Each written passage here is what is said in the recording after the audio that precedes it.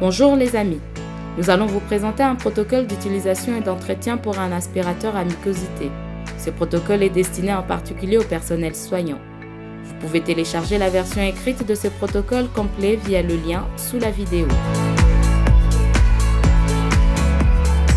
Les aspirateurs à mucosité sont des dispositifs médicaux manuels ou électriques destinés à l'aspiration nasale, orale ou trochéale de liquides corporels comme le sang, la salive, la bile ou le vomissement chez les patients.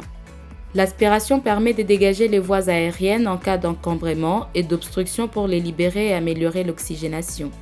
L'aspirateur à mucosité est composé d'une source de vide, d'un ou plusieurs bocaux de recueil, d'un tuyau d'aspiration, d'un dispositif d'arrêt, d'un filtre antibactérien situé sur le bouchon du bocal de recueil ou en sortie du tuyau. Ceci empêche la pénétration des bactéries et des gouttelettes.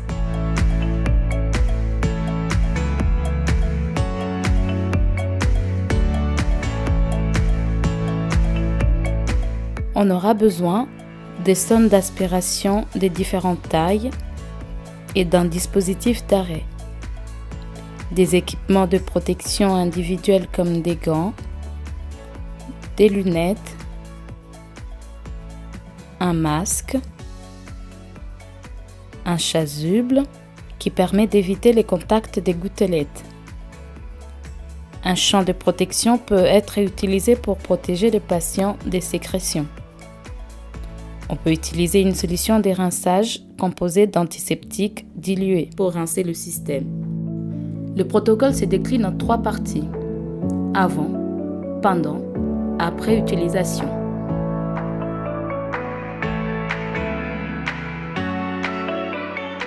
Avant l'utilisation de notre aspirateur à mucosité, on vérifie l'état visuel de l'appareil et qu'il est complet avec la source de vide, le bocal avec le tuyau d'aspiration à un filtre, tout en vérifiant les connexions. On branche et on allume l'appareil en appuyant sur le bouton correspondant. Puis, on se désinfecte les mains avec un produit adapté.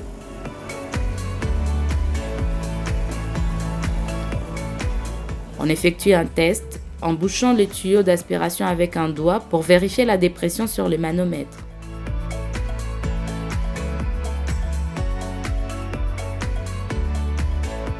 On se désinfecte les mains encore une fois et on met nos EPI dans la chasuble, le masque, les lunettes et nos gants en suivant la procédure.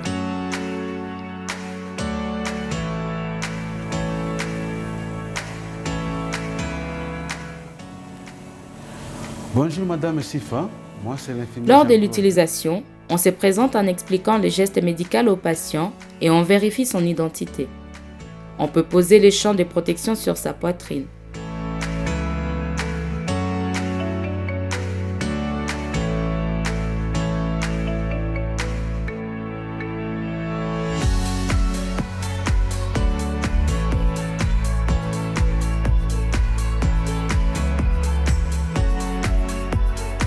Lors de l'utilisation, on choisit une sonde stérile de calibre adapté au patient. On la sort de son sachet stérile et on la connecte au tuyau d'aspiration par le dispositif d'arrêt. Pour une aspiration buccale, on ouvre la bouche du patient et on introduit la sonde sans aspirer. Si le patient est intubé, la sonde passe à travers une canule. On bloque le dispositif d'arrêt et on aspire en faisant des mouvements de rotation et en enroulant la sonde entre le pouce et l'index. On retire la sonde en laissant l'aspiration et on évite les mouvements de va-et-vient. Pour une aspiration par voie nasale, on demande au patient de bien inspirer pour permettre à la sonde de glisser plus facilement et on introduit la sonde horizontalement dans le nez. Puis on effectue les mêmes gestes décrits précédemment. Il est primordial de surveiller le niveau des sécrétions et de stopper l'aspiration lorsque le bocal est rempli aux 2/3. On évite l'introduction des sécrétions dans la pompe de l'aspirateur qui peuvent contaminer l'appareil.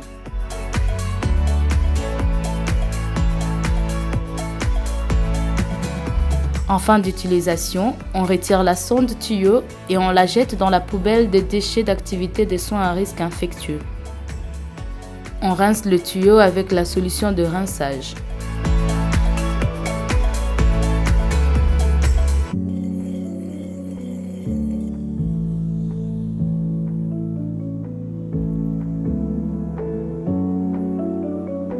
Selon le protocole de l'établissement, on vide le bocal et on décontamine les tuyaux et les bocals.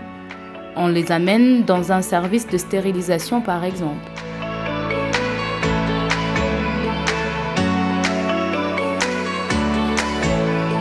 On reconstitue le dispositif avec des accessoires secs, c'est-à-dire que l'on remplace les tuyaux, le filtre et les bocaux.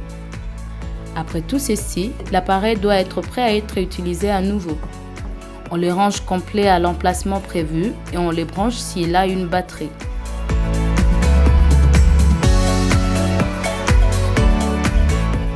Cet appareil doit également suivre une maintenance préventive tous les 6 mois. Elle est réalisée par des techniciens biomédicaux. Pour eux, vous trouverez un tutoriel de maintenance préventive en lien sous la vidéo. À vous de jouer!